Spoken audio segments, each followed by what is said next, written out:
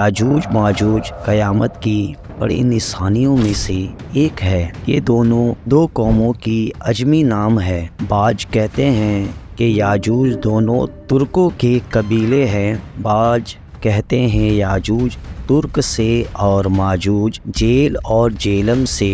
بیزاری اور ابو سعید و دیگر مفسرین ان کو یافت کی نسل سے کہتے ہیں، مطلب ایک ہی ہے۔ کتاب المالک و الممالک میں چین کا حال بیان کر کے لکھتا ہے کہ چین سے متصل بحر العظیم کے کنارے حبل الطائی کے پرلی طرف یاجوج ماجوج قوم ہے۔ منچوریا، منگولیا اور کوریا چین سے ملے ہوئے ہیں۔ دریا کے حد تک وہ ان سب کو یاجوج ماجوج بتاتے تھے۔ انہیں روکنے کے لیے فغفور چین نے اپنے ملک کی حفاظت کے لیے دیوار چین بنائی تھی، اور انہی کے لیے ذوالقرنین نے اس در کو بند کر رکھا تھا۔ تورات کتاب پیدائش کے 10ویں باب میں ہے کہ یافت کے 7 بیٹے تھے: جمر، ماجوج، مادی، یونان، توبل، مس، تیراس۔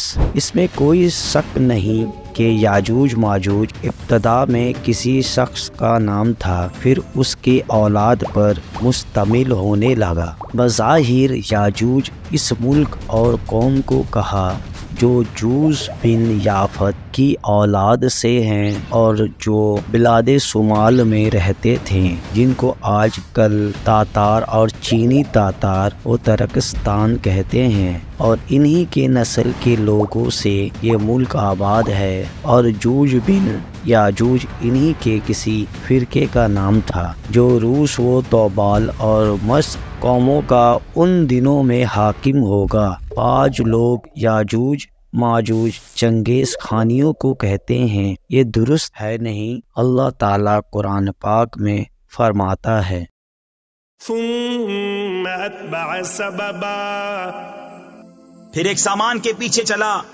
حتى اذا بلغ بين السدين وجد من دونهما قوما لا يكادون يفقهون قولا، یہاں تک کہ جب 2 پہاڑوں کے بیچ پہنچا، ان سے ادھر کچھ ایسے لوگ پائے کہ کوئی بات سمجھتے معلوم نہ ہوتے تھے۔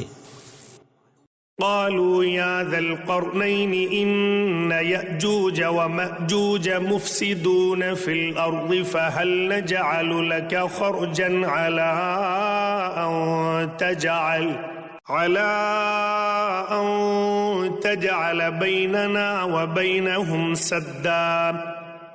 انہوں نے کہا، اے ذوالقرنین، بے شک یاجوج و ماجوج زمین میں فساد مچاتے ہیں، تو کیا ہم آپ کے لیے کچھ مال مقرر کر دیں اس پر کہ آپ ہم میں اور ان میں ایک دیوار بنا دیں؟